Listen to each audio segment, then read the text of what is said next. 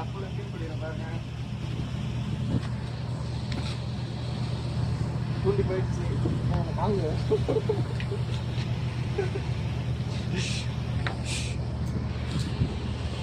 பாருங்க மீன் மட்டும் பிடிக்கல.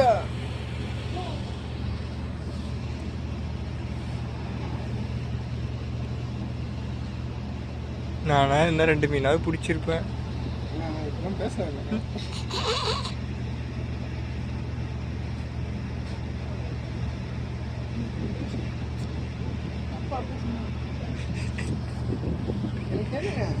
கைப்பற்ற என் கை வச்சாலும் மீன் தான்.